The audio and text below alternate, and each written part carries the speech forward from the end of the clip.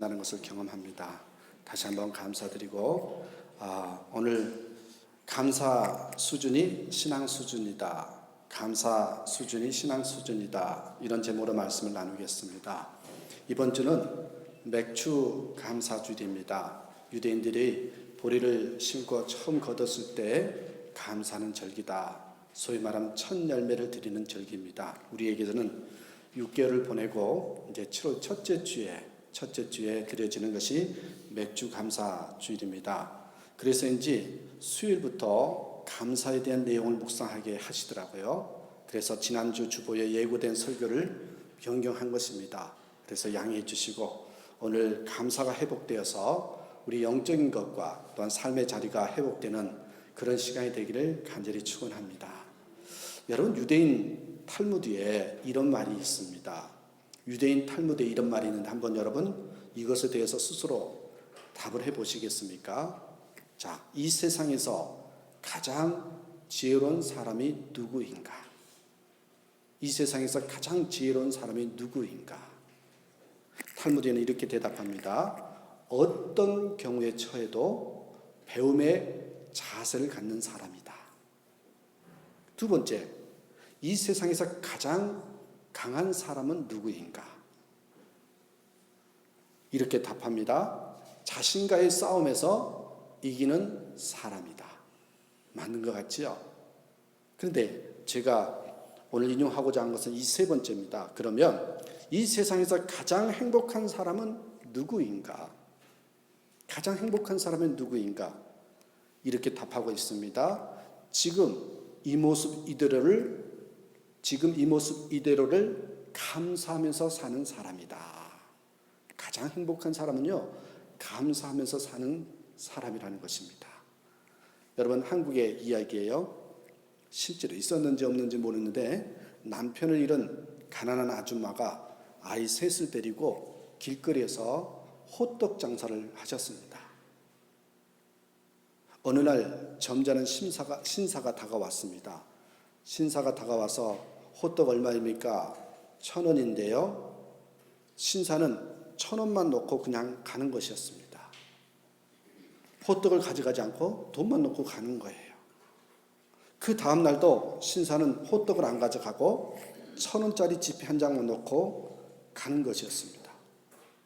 그렇게 여러분 1년을 하루도 빠지지 않고요. 신사는 다녀갔는데 어느 날 1,000원을 놓고 가는 신사를 아줌마가 불렀습니다. 아줌마가 뭔가 말을 할 듯 말 듯 망설이다가 말을 했습니다. 뭐라 그런지 아십니까? 저 호떡값 올랐는데요.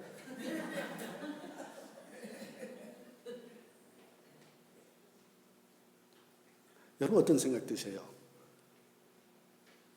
이 아주머니처럼 은혜를 모르는 사람이 어떻게 보면 바로 우리들이 아닐까 생각합니다. 우리가 하나님께 받은 은혜가 얼마나 많습니까? 그런데 감사하는 게 아니라 불평하고 있는 모습, 당연히 받아야 되는 것처럼 받고 있는 모습, 이 아주머니처럼 은혜를 모르는 사람이 바로 우리들이 아닐까 그런 생각이 들었습니다. 여러분, 많은 기독교인들이 성령 충만하길 원합니다. 누구든지 성령 충만하길 원합니다. 이뿐 아니라 오늘 본문에서는 성령 충만 받으라고 명령형으로 나오고 있습니다. 예수 믿는 사람이면 이 성령 충만함을 받아야 된다는 것입니다. 그만큼 성령 충만이 중요하다는 이야기입니다. 그러면 어떻게 하면 성령 충만을 받을 수 있습니까? 오늘 이걸 이야기하려고 하는 겁니다.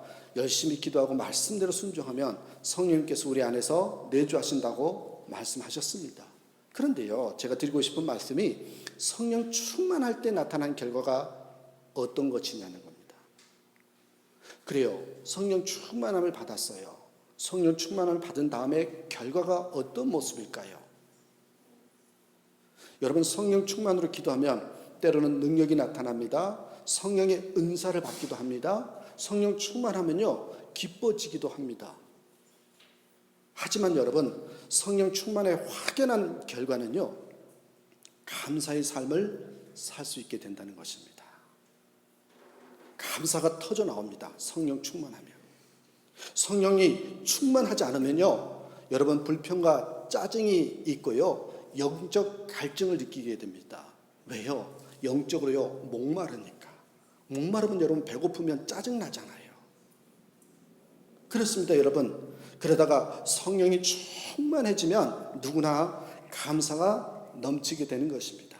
그래서 오늘 본문 다시 한번 보겠어요. 18절부터 한번 볼까요? 이렇게 써 있어요. 술 취하지 말라. 이는 방탕한 것이니 오직 성령으로 충만함을 받으라. 19절. 시와 찬송과 신령한 노래들로 서로 화답하며 너희의 마음으로 주께 노래하며 찬송하며. 20절. 범사에 우리 주 예수 그리스도의 이름으로 항상 아버지 하나님께 감사하며. 보세요.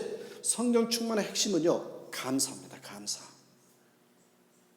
여러분, 우리 기독교를 총체적으로 설명하는 세 가지 덕이 있다고 하죠. 다 잘하는 말씀 한번 제가 다시 한번 볼게요. 보십시오.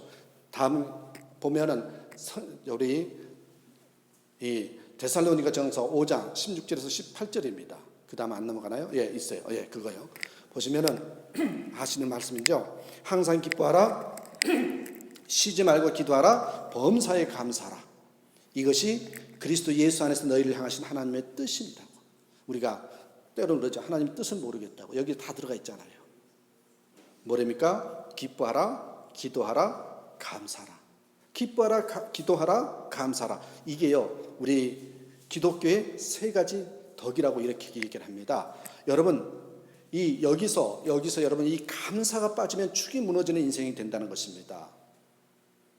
여기서 중요한 것은 무엇을 기뻐하고 무엇을 기도하고 무엇을 감사하는지에 따라 그 사람의 신앙의 모습을 확연히 알 수 있는 바로미터가 됩니다. 예를 들어 볼까요? 돈이 많이 벌 때 기뻐하고 원하는 것이 잘 됐을 때 기뻐합니다. 그런데 예배에 오는 것 억지로 옵니다. 선교하자고 하면 안 할 수 없어 하긴 합니다. 근데 여러분 곰곰이 생각해 봐야 됩니다. 우리가 천국 가면 하는 것이 무엇일까요? 천국에서는요, 찬송하고 예배하는 것밖에 없습니다. 거기서는요, 전도할 필요도 없고요, 선교할 필요도 없고요, 봉사할 필요도 없습니다. 천국에서 해야 될 것을 여러분 이 땅에서 싫어하면 이 땅이요, 천국의 삶이 아니라 어떻게 보면 지옥의 삶이 될 수 있겠잖아요. 이 땅에서의 천국이 될 수 없다는 겁니다. 여러분 이 땅에서 천국을 맛보지 않으면 천국을 누릴 수 없다는 것입니다. 여러분 이 땅에서요, 천국의 삶을 살려면 어떻게 해야 된다? 감사의 삶을 살아야 된다는 거예요. 여러분 재미있는 것은요, 감사도요 성장합니다. 감사도요 수준이 있단 말입니다. 점점 깊어집니다. 감사가 성장하고 깊어질 때 신앙도 성장하고 깊어지는 것을 보게 됩니다. 그래서 감사의 수준이 여러분 신앙의 수준입니다. 그래서 오늘 감사도 성숙에 따라 수준에 따라 세 단계로 나눌 수 있는데 한번 여러분은 스스로 점검해 보십시다. 나는 지금 어느 수준에 감사해 있는가? 자, 1단계, 첫 번째 단계. 여러분, 첫 번째 단계예요. 이게 뭐냐? 받았기 때문에 감사하는 것입니다. 그래서 옆에 가로로 뭐라 썼어요? 받은 것에 감사합니다. 에이, 목사님, 받은 것 당연히 감사하면서 살죠. 근데 여러분 그러십니까? 여러분, 받았기에 감사하는 것이 원래는 출발점입니다. 저 차원의 단계입니다. 건강 주셔서 감사합니다. 사업 잘 되게 해주셔서 감사합니다. 자녀들의 문을 열어주셔서 감사합니다. 이것은 여러분 귀중한 것입니다. 이것은 하나님 앞에서 감사하다는 것은요, 믿음을 가진 사람들의 기초적인 모습입니다. 그런데 여러분 우리 받은 거 다 감사할 것 같은데요, 다 그렇지는 않더란 말이죠. 여러분 기독교와 미신의 차이가 있습니다. 기독교인지 미신인지 그 차이를 발견 한번 해보시기 바랍니다. 미신은요, 간절한 기원이 있습니다. 미신도 기도합니다. 달라고 기도합니다. 하지만요, 미신에게는 감사가 없습니다. 무당에게 감사하는 것이 없습니다. 여러분 감사가 없다면 가짜가 되는 것입니다. 기독교와 무속의 가장 큰 차이점은요, 감사합니다. 그러니까 감사가 없으면 가짜가 되어버립니다. 어느 교인이 무속인을 만나서 이야기를 주고받았습니다. 무당을 만나서 주고받았는데 이렇게 물었습니다. 당신은 찾아와서 구술을 하는 사람들의 주는 돈으로 먹고 사는데 감사하시냐고. 그랬더니요, 우리는 감사할 수도 없고 하면 안 된답니다. 왜 감사하면 안 됩니까 했더니, 감사하면요 귀신이 도망쳐 버린답니다. 여러분, 귀신은 감사할 수 없습니다. 아니, 감사를 못하게 만든다는 겁니다. 여러분, 귀신이 지배하는 세계, 귀신이 지배를 받는 사람은요 감사를 하지 않습니다. 감사하고 싶은 마음도 없지만 감사의 마음을 품지도 못하게 만듭니다. 그러나 여러분, 하나님의 세계는요, 믿음의 세계는요, 기독교의 세계는요 감사의 세계입니다. 이 기독교에서 여러분 기억하십시오. 내가 예수 믿고 있지만 감사가 빠져버리면요 가짜입니다. 미신이 돼버립니다. 여러분, 일본 신학자 중에 우찌무라 간조라는 사람이 있습니다. 정말 대단한 분입니다. 그런데요, 이분이 이런 말을 했습니다.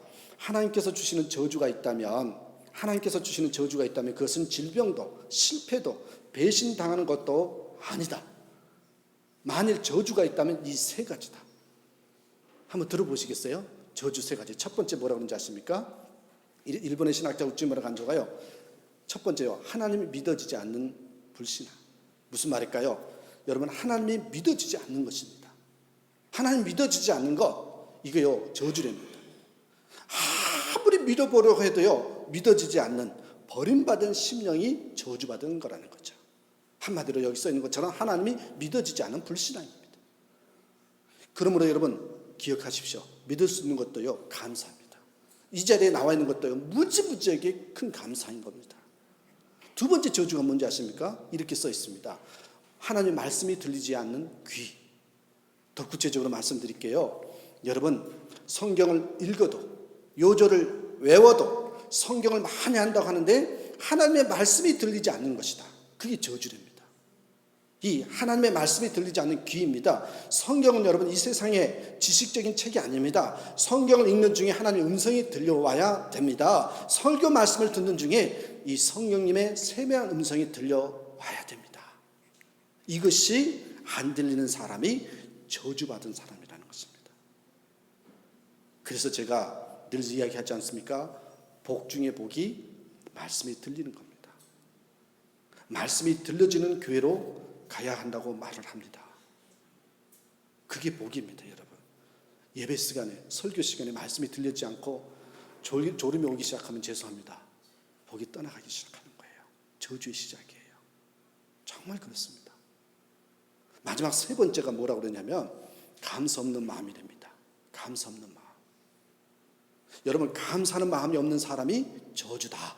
감사하는 마음이 생기지 않고 원망과 불평뿐입니다. 여러분, 사도 바울은 로마 감옥에서도요 빌립보 성도들에게 내가 너희를 생각할 때마다 감사하고 기도할 때마다 기쁨으로 간구하노라.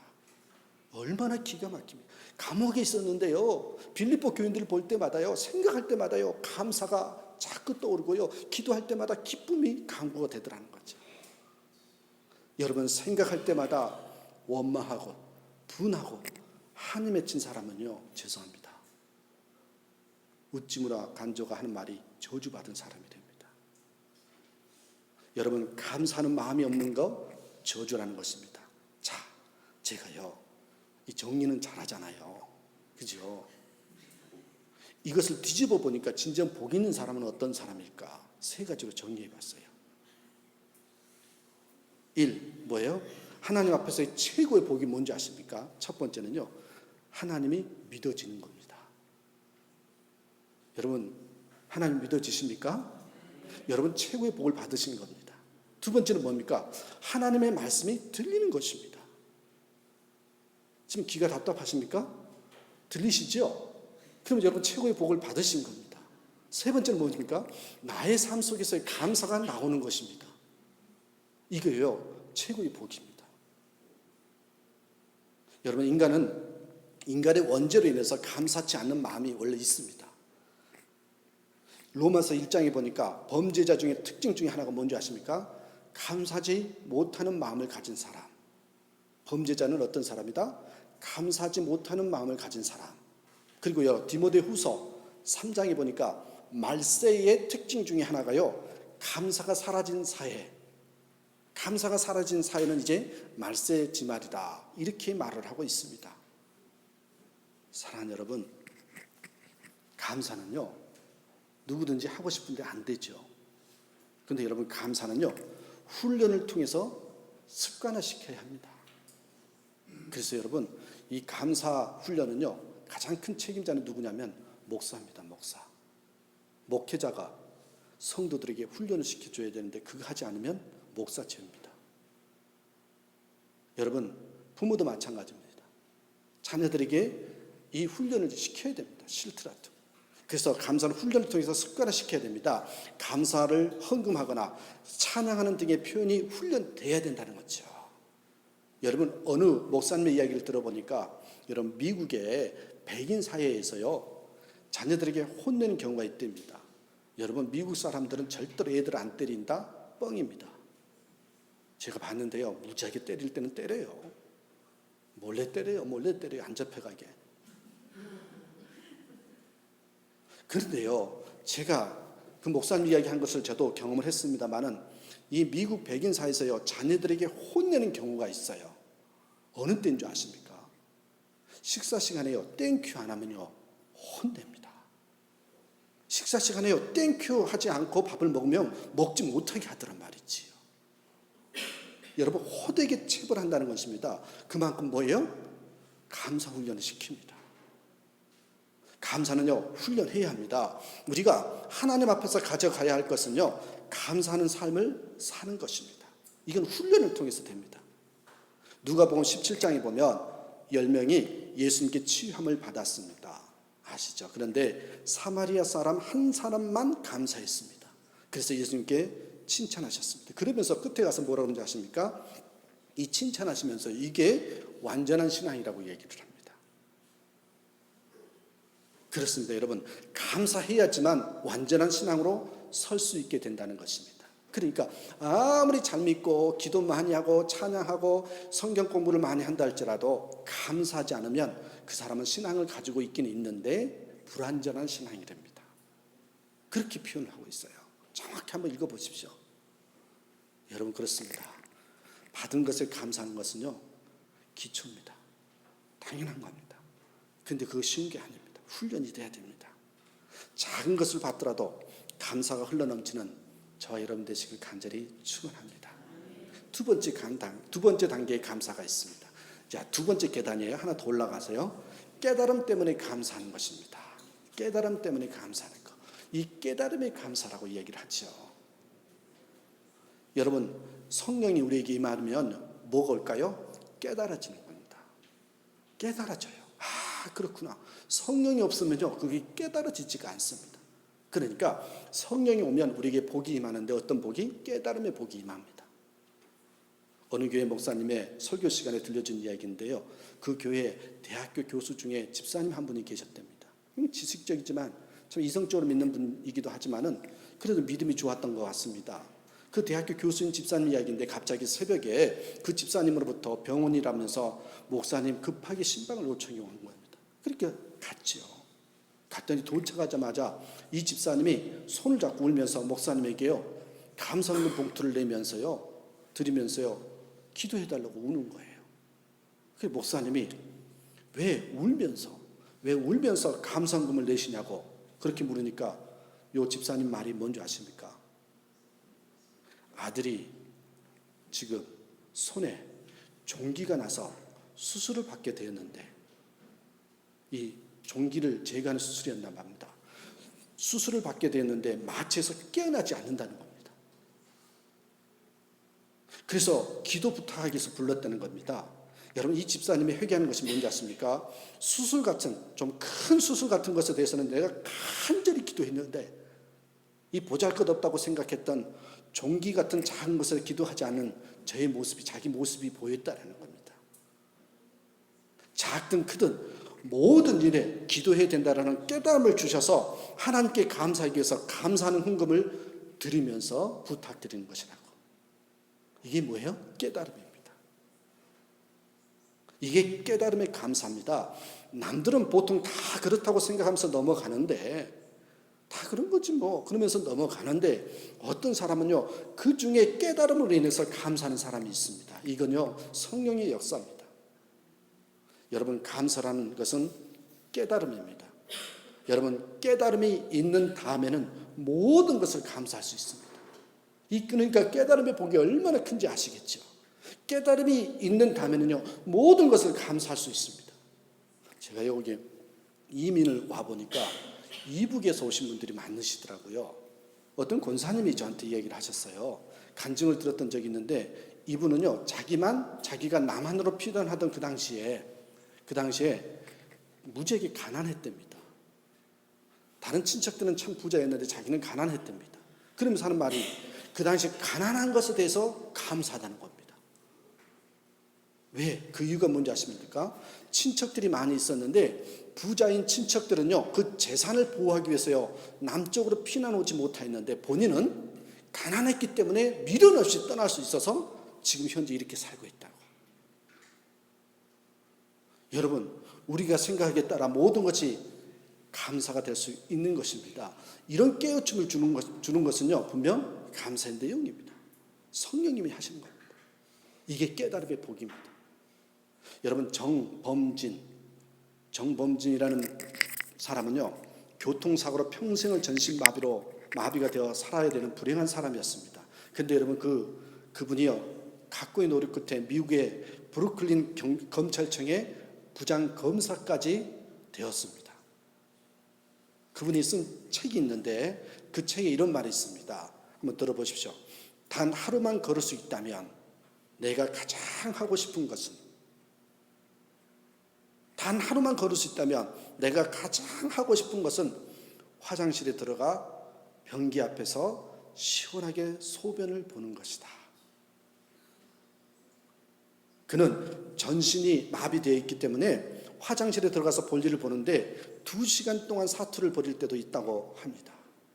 보십시오 여러분, 아무것도 아닌 것 같지만 하나하나 뜯어보면 절대로 당연시하고 넘길 일이 아니고 주님의 은혜 아닌 것이 하나도 없습니다.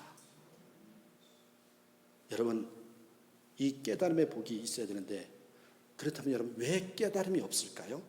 보십시오. 왜 깨달음이 없을까요? 잘 기억하십시오. 왜 깨달음이 없느냐? 하나님의 엄청난 은혜를 받고도요 그것을요 당연한 일로 여기기 때문에 그렇습니다. 하나님의 엄청난 은혜를 받고도 당연한 일로 여기기 때문에 깨달음이 없다는 것입니다. 여러분 숨 쉬고 사는 것이 당연합니까? 병원에 한번 가보세요. 산소호흡기에 의존해야 하는 사람들이 많습니다.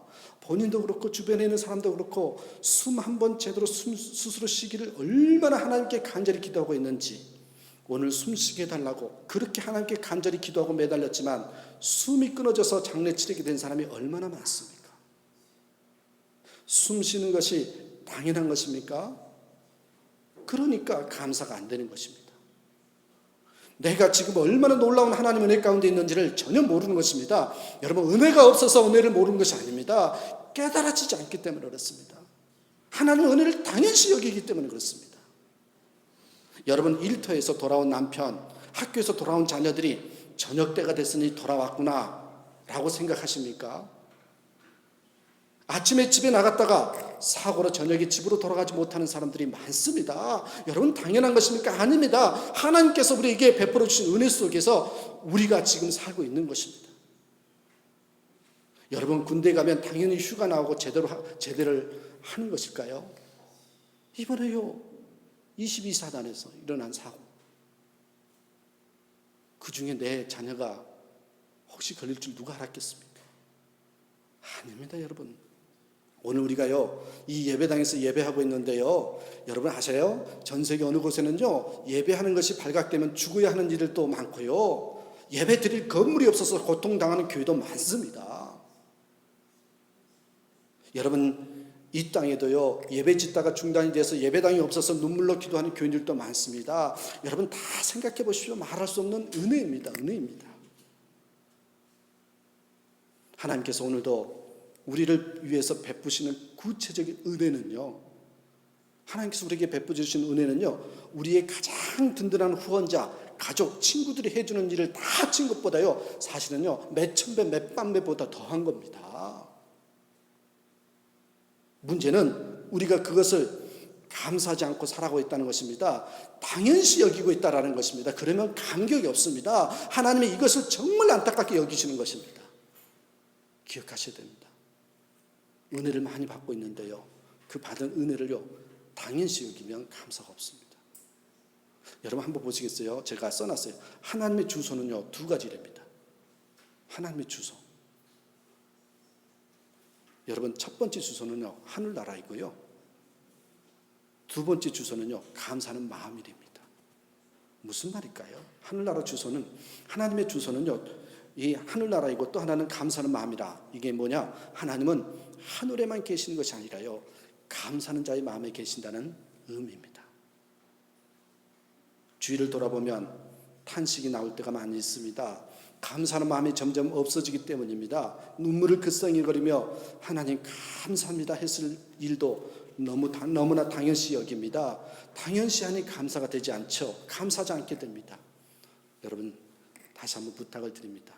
하나님께 받은 은혜를 당연시 여기지 마시고 깨달음의 복이 있는 저와 여러분 되시길 간절히 축원합니다.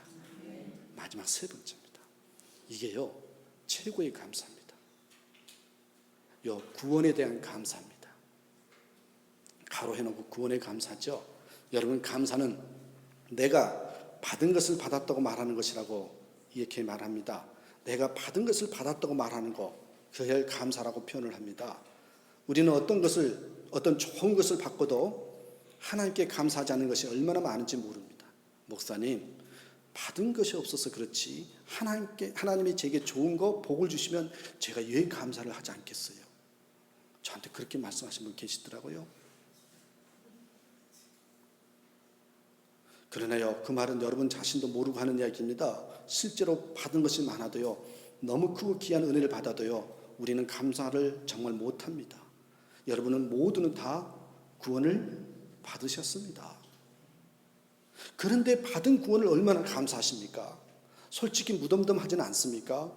어떤 교인이요, 예수 믿었지만 복음 별로 받은 것이 없다고 얘기를 해요. 나는 예수를 믿었지만 받은 복음 별로 없다고 생각해요. 그게 뭘 계산하겠어요? 돈이 별로 없다는 거예요. 그러면요, 목사들은 최고로 복을 못 받은 사람이겠네요. 선교사들은 정말 복 받지 못하고 지질이 복도 없는 사람이겠네요. 아닙니다.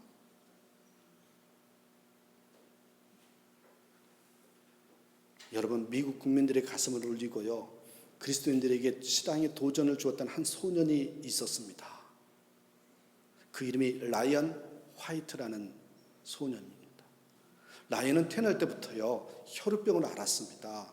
수술을 받던 중에요, 수술 과정에서요, 에이즈에 감염이 됩니다. 병원의 부주의로 죽음의 길에 놓이게 된 것입니다. 그러나 라이언은요, 원망하지 않고 사람들에게 에이즈 위험성을 경고하기 시작했습니다.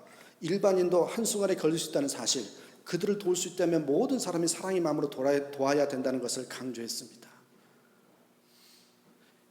자신의 선택이 아닌 어쩔 수 없는 상황에서 일어났음에도 불구하고요, 오히려 사람들에게 친절하게 돼 있고요, 염려하는 부모를 위해서 기쁘게 지냈다고 합니다. 여러분 들어보시겠어요? 라이언이 죽기 전에 아버지와 나눈 대화입니다. 아들아, 미안하다. 내게 아무것도 해줄 것이 없구나. 아빠가 더 이상 아무것도 줄 수 없음을 용서해다오. 아들의 손을 꼭 붙잡고 말했습니다. 그러자 아들은요, 미소를 지으면서 아버지에게 이렇게 말했답니다. 아빠는 가장 놀라운 선물을 나에게 주셨어요. 제가 아빠를 통해 예수님을 알았고요, 영원한 생명도 얻었으니까요. 사람은 누구나 죽잖아요. 저는 조금 일찍 가는 거예요. 그러나 영생이 있기 때문에 저는 천국으로 갈 거예요. 여러분, 아무리 절망적인 상황에 처한다 할지라도 예수를 통해서 구원받은 사실을 기억해야 합니다. 구원받았다는 감격으로 살고 계십니까? 한번 생각해 보아야 합니다. 하나님께서는 구원을 여러분에게 주시지 않을 수 있으셨다는 것입니다. 실제로 주변을 보십시오. 돌아보시기 바랍니다. 구원받지 못하고 죽어가는 사람이 얼마나 많은지 모릅니다. 나보다 훨씬 뛰어난데 예수 믿지 못하고 구원받지 못하고 죽어간 사람들이 얼마나 많습니까? 그런데 웬일인지 무슨 까닭인지 저와 여러분은 구원을 받았습니다.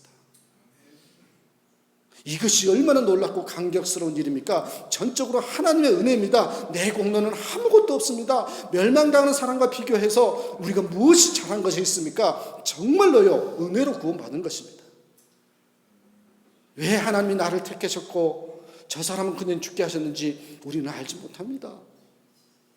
정말 생각하면요, 평생 감격스러운 일입니다. 그런데 그 감격이 벌써 다 식어져 버렸습니다. 이런 일 저런 일 때문에 마음의 불평과 낙심과 좌절이 있다면 하나님이 정말 좋은 것 주시면 감사하는 건 맞습니까? 세상에 구원보다 더 놀라운 큰 복이 어디 있습니까? 그런 복을 받고도 감사와 감격이 다 식어버리지 않았습니까? 그럼 뭘 더 줘야 됩니까? 여러분 한번 곰곰이 생각해 보십시다. 문제는 이런 감격이 없다는 겁니다. 돈요, 1000헤아리 공짜로 생긴 것보다 기쁘지가 않습니다. 제가 봤거든요. 1000헤아리 공짜로 생겼다고 무지하게 기뻐하는 사람, 그 표정이 아직도 떠오릅니다.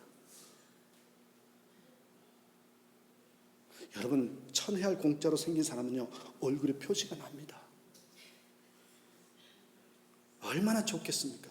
그런데 여러분 지옥 갈 자가 구원받은 이런 은혜는 처음 예수 믿을 때 감격으로 끝나고 지금은 그냥 짜증만 나. 이런 분들은요, 상상할 수 있는 하나님의 은혜를 받았지만요, 감사는 못하는 사람입니다. 은혜를 모르는 사람입니다. 그래서 여러분 기억하십시다. 말씀을 마치면서 기억하시길 부탁을 드립니다. 여러분 은혜가 주어져도 감사가 없으면 은혜가 은혜 되지 않습니다. 이걸 기억하십시오. 은혜가 주어져도 감사가 없으면요, 여러분 은혜가 되지 않습니다. 너무나도 잘 아시는 한 분만 여러분께 소개합니다. 헬렌 켈러. 여러분 헬렌 켈러 여사는 상중고를 겪었던 장애자입니다. 보지 못했습니다. 듣지 못했습니다.